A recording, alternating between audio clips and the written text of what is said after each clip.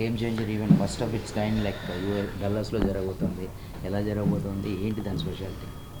Game changer event USA డల్లాస్లో చేస్తున్నాం. 21st evening 6:37కి అక్కడ అమెరికాలో స్టార్ట్ అవుతుంది. సో 22nd మార్నింగ్ మనకు ఇండియాలో స్ట్రీమింగ్ టైమింగ్ ప్రకారం. సో ఫస్ట్ టైం ఈవెంట్ కాబట్టి మాకు కూడా ఈగర్లీ ఎగ్జైట్మెంట్ ఉంది. సో ఈరోజు ఈవినింగ్ ట్రావెల్ అవుతున్నాం. హీరో, నేను, director and chief guest Sukumar అందరం ట్రావెల్ అవుతున్నాం. సో అక్కడ వెళ్ళి ఈవెంట్ని సక్సెస్ఫుల్గా చేసి మీ అందరికీ అంటే ఒక వావ్ ఈవెంట్ లాగా చూపించాలనే ప్రయత్నంలో ఉన్నాం. సో ఈ సంక్రాంతి దిల్ సంక్రాంతి అని ఇండస్ట్రీ అంతా అంటూ ఉన్నారు. మీకు ఎలా అనిపిస్తుంది?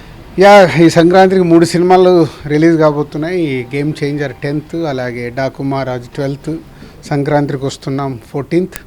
సో న్యాచురల్గా 3 సినిమాల్లో 2 సినిమాలు మా ప్రొడక్షన్ హౌస్ అయితే బాలకృష్ణ గారి సినిమా సితారా, అది కూడా మాదన్నట్టే. సో 3 సినిమాలు అద్భుతంగా ఆడుతాయి అని నమ్ముతున్నాను. సో ఏ జోనర్కి ఆ జోనర్గా ఉంది. సో గేమ్ చేంజర్ ఒక జోనర్లో ఉంటే, ఒక పొలిటికల్ అండ్ సిస్టమ్ మీద ఉంటే, ఒక ఫ్యామిలీ డ్రామాతో పాటు డాకు మహారాజ్ ఒక మాస్ విజువల్స్ కనిపిస్తున్నాయి, ఒక మాస్ సినిమాది. అలాగే సంక్రాంతికి వస్తున్నాం హోల్ ఎంటర్టైనర్. సో 3 ఏ జోనర్కి ఆ జోనర్లో ఉన్నాయి కాబట్టి 3 సినిమాలు సూపర్ హిట్ కావాలి, అవుతాయని ఆశిస్తున్నాను. నిన్న మీ బర్త్డే సందర్భంగాను, లేకపోతే మీ బర్త్డే రోజు కోయిన్సిడెన్స్గాను ప్రమాణ స్వీకారం చేశారు. సో దాని గురించి 2 మాటలు. తెలంగాణ ఫిలిం డెవలప్మెంట్ కార్పొరేషన్కి చైర్మన్గా నియమిస్తూ సీఎం రేవంత్ రెడ్డి గారు ఒక 10 days బ్యాక్ అనౌన్స్ చేశారు.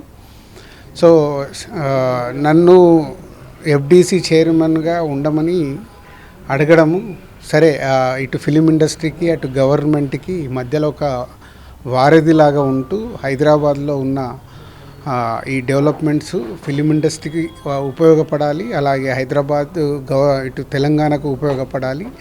అలాగే ఫ్యూచర్ విజన్ అంటే ఇవాళ తెలుగు ఫిలిం ఇండస్ట్రీ గ్లోబల్ అయింది. సో మనం లాస్ట్ ఒక 2-3 years నుంచి చూస్తుంటే మన సినిమాలన్నీ పాన్ ఇండియా సినిమాలు అయ్యి గ్లోబల్గా రీచ్ అవుతున్నాయి. Not only India, other countries కూడా రీచ్ అవుతున్నాయి. సో దీన్ని ఇంకా బిగ్గా చెయ్యాలి, అన్ని ఫెసిలిటీస్ పెరగాలి. ఇక్కడ పెద్ద పెద్ద సినిమాలు ఇంకా సులభంగా ఇండియాలో ఉన్న అదర్ లాంగ్వేజ్ వాళ్ళు కూడా హైదరాబాద్లో షూటింగ్ చేసుకోవడానికి వాళ్ళకి కావాల్సిన ఫెసిలిటీస్, ఇటు ఆల్రెడీ తెలుగు సినిమా ఎక్కడో చాలా గ్రో అయి ఉంది. దీన్ని ఇంకా పెద్దగా చేయడానికి అటు గవర్నమెంట్కి ఇటు ఫిలిం ఇండస్ట్రీకి మధ్యలో ఉండి చేయాలని ప్రయత్నం చేసి ఇంకా చాలా చేయాల్సినవి ఉన్నాయి. ఒకప్పుడు మన ఎఫ్డీసీ అని అంటే చాలా ఇటు చిల్డ్రన్స్ ఫిలిం ఫెస్టివల్ కానీ, ఇటు అవార్డ్స్ కానీ అవన్నీ ఉండేటి, మెల్లిగా డైల్యూట్ అయ్యాయి. అవన్నీ మళ్ళీ ప్రాపర్గా ఫిలిం ఇండస్ట్రీకి ఒక ఎనర్జీని ఇవ్వాలి, ఒక ఎంకరేజ్మెంట్ని ఇవ్వాలి. అలాగే గవర్నమెంట్ నుంచి రావాల్సినది ఏదున్నా ఫిలిం ఇండస్ట్రీకి అన్ని పనులు చకచక అయ్యేలాగా నేను ఉండి చేయించాలనే ప్రయత్నం మొదలుపెట్టాను. సో ఈ సంక్రాంతి అయిన తర్వాత ఇంకా ఎఫ్డీసీ పైన ఫోకస్ చేస్తాను. So back to back publicity మొత్తం అంతా హెక్టిక్ స్కెడ్యూల్ మీ మీద ఉంది. సో ఎలా ఫేస్ చేయబోతున్నారు ఈ కమింగ్ డేస్ అని? ఇంకో next 25 days day and night hard work చేయాలి.